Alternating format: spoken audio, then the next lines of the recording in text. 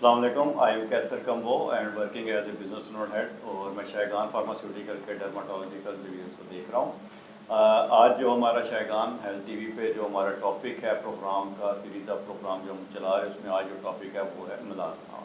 और आज की शख्सियत जो मेहमान शख्सियत हमारे साथ हैं वो डॉक्टर उज़ैर अहमद कुरैशी साहब हैं बहावलपुर से। He is a dermatologist, एसटीडीज़, laser aesthetic and specialist. Doctor साहब कैसे हैं आप? जी अल्हम्दुलिल्लाह जी। डॉक्टर साहब मैं सबसे पहले पूछना चाहूँगा आपसे कि जो मुलाज़मा है जो आज का हमारा टॉपिक है, एक आम बंदे को कैसे पता लगेगा कि वो ये जो उसको सिम्टम्स आई है मुलाज़मा है, यानी उसको अवेयर करने के लिए आप उसको क्या गाइड करना चाहेंगे कि मुलाज़मा है क्या? जी, हम इसे यूँ देखें कि चेहरे पे रंगत का तब्दील होना, एक गोरे रंग के ऊपर एक काला सा निशान पड़ जाना, चेहरे पे धब्बा पड़ जाना, रंगत का गहरा होना, हम इसे हाइपर पिगमेंटेशन कह सकते हैं। फिर इसको हम डिवाइड करेंगे।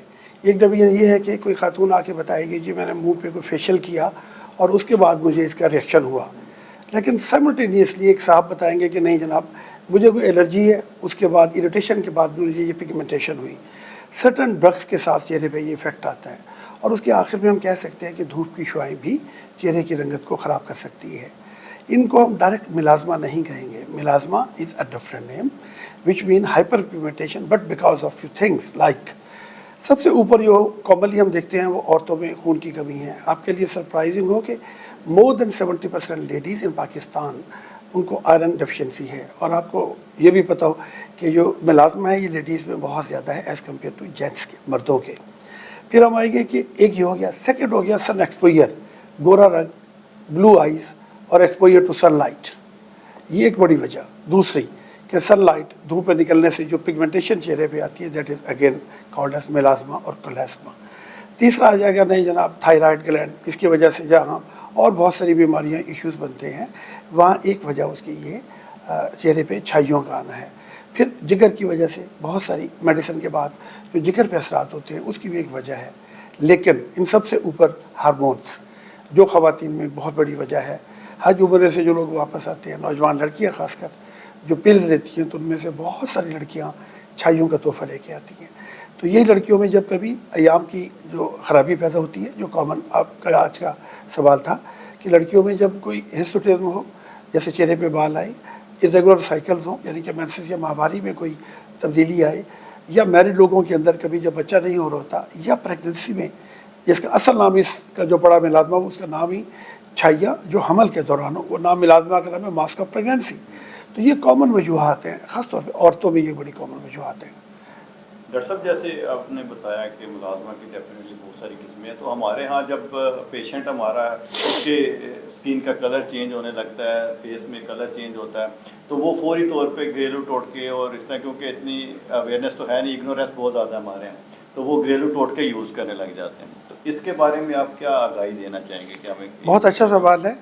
घरेलू टोटका तो जायज़ था। घरेलू टोटके मैंने किसी उठा के मुंह पे कोई मिट्टी लगा ली, उसको मुल्तानी मिट्टी का नाम दे दिया, किसी ने कोई आटे का भूसा लगा दिया, और किसी ने इस तरह के कुछ टोटके किए जो बतौर स्क्रब इस्तेमाल होते थे। उनको कोई बहुत बड़ा साइड इफ़ेक्ट नहीं था।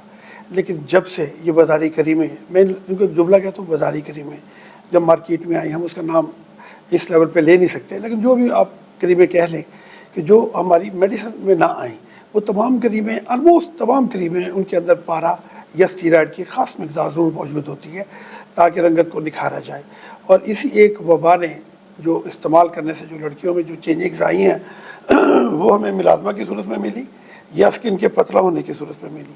दोनों सूरतों में जो उसका नुकसान है चेहरे पे, ख़ास तौर पे बाज़ारी करीमी या दवाएँ लगाने से, वो खून की नालियों, बारीक नालियों को उभर आना चेहरे पे, जिसे टेलेंगेटेजिया कहते हैं, और इसके साथ साथ छाइयों को और बढ़ जाना। शुरू में ऐसा होता है कि रंगत सुर्ख होती है और सुर्ख होने के साथ साथ उसी रंगत में फिर चेंजिंग्स आती है, दवाई छोड़ने के बाद वो और डार्क हो जाता है। मरीज़ दोबारा लगाने की कोशिश करता है, फिर उसे छोड़ता है, और दोबारा जब उसको करता है फिर सुर्ख होता है। ये वो लम्हा है जब मरीज़ को बताया जाए कि प्लीज़ सबसे पहले उस दवाई को छोड़े, क्विट करें, ताकि हम आपका बाद में बेहतर इलाज कर सकें। ओके, जैसे आपने डॉक्टर साहब बताया कि ये ऐसी चीज़ें घरेलू टोटके यूज़ ज़्यादा नहीं करने चाहिए, तो डॉक्टर साहब जब ये इतनी सीवियरिटी होती है और छाइयाँ बहुत ज़्यादा बढ़ने लगती हैं, तो पेशेंट जो है वो फ़ौरन डॉक्टर के पास आता है। जी। तो आपके पास क्या ऐसी ट्रीटमेंट ऑप्शंस होती हैं कि जिससे आप उसको सेटिस्फाई करते हैं और उसको क्योर रेट मिलना शुरू हो जाता है? سب سے پہلی بات جو سب سے اہم وہ تو یہ ہے کہ جو بازاری کریمیں یا جو بھی ٹوٹکے یا جو بھی گھر کی بنا کے کریمیں استعمال ہو رہی ہیں، اس میں پارلر کا بھی بڑا رول ہے. اس نے ایک بہت بڑی ہماری خواتین کو خراب کیا. یہ تمام رول جب ہیلتھ میں آتے ہیں تو ان کے اوپر اگر کوئی قطغن ہو تو بہت ممکن ہے کہ ہم بہت زیادہ اپنی عوام کو اس سے بچا سکیں. ونس اٹ ہیپن، اگر ایک دفعہ یہ ہو گیا تو سب سے پہلے وہ دوائی چھڑائی جائے جو اس کا سبب بنی، اور اس کے بعد جو اہم چیز وہ ہے کہ وہ دوائی استعمال میں دی جائے جس میں اسٹیرائڈ اور پارا ہرگز نہ ہو. اور اس کے لیے بہت ضروری ہے کہ مستند فارماسیوٹیکل کمپنیز جو ادویات بنائیں اور جن پہ ہمارا بہت بڑا اعتماد ہوتا ہے کہ اس کے اندر جو ادویات ڈالی جاتی ہیں وہ باقاعدہ ٹیسٹڈ ہوتی ہیں، اور ہمیں ان پہ یہ اعتبار بھی ہوتا ہے کہ جب وہ دوائیں دیں گے تو ان کے ملازمہ کو بہتر کریں گے. اور ساتھ کچھ ایسی ادویات بھی اب مارکیٹ میں ہیں جو فارماسیوٹیکل اس میں اور ان ہو رہی ہیں، وہ ہیں اس اسکن کو ریپیئر کرنا.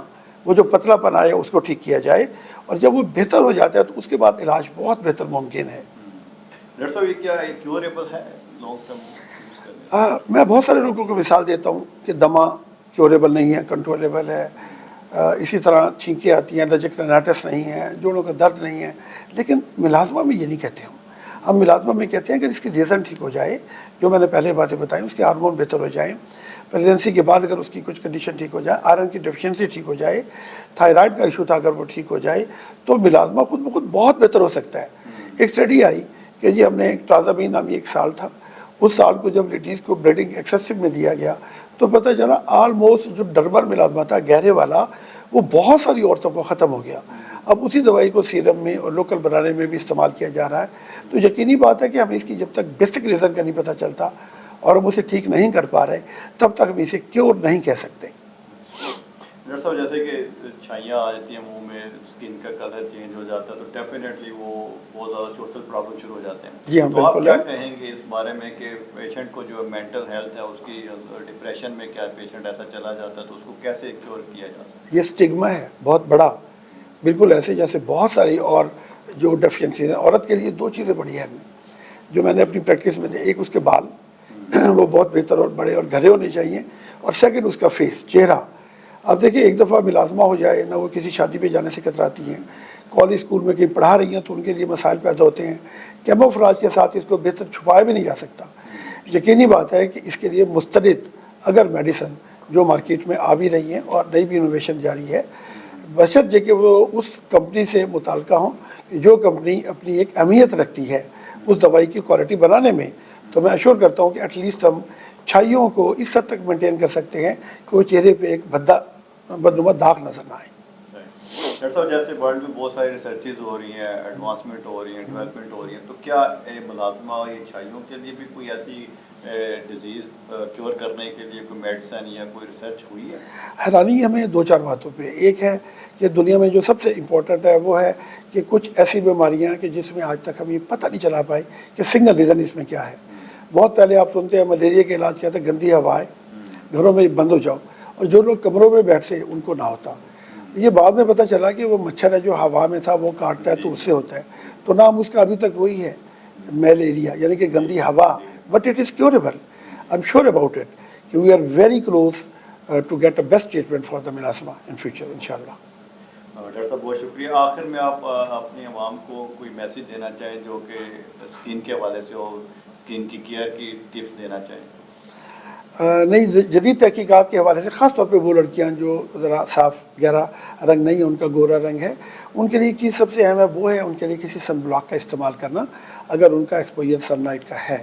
یہ ذہن میں رہے کہ سن بلاک کا تعلق کوئی ٹھنڈے موسم سے یا گرم موسم سے نہیں ہوتا، اس کا کوئی تعلق دھوپ چھاؤں سے نہیں ہوتا، نہ برف باری سے ہوتا ہے.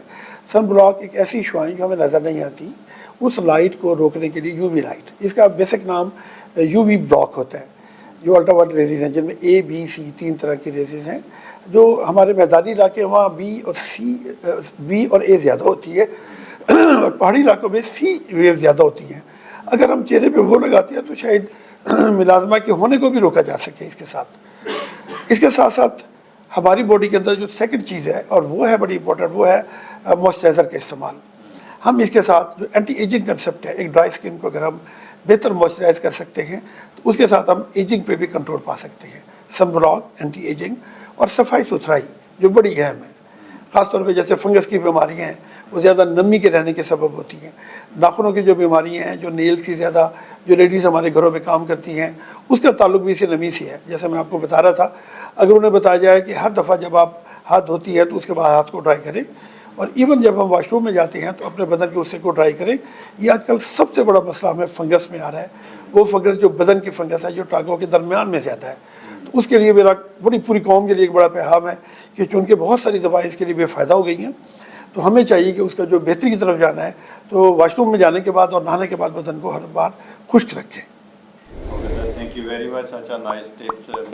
اور ہم ہیلتھ ٹی وی سے خدا حافظ کہتے ہیں. اللہ حافظ. بہت شکریہ.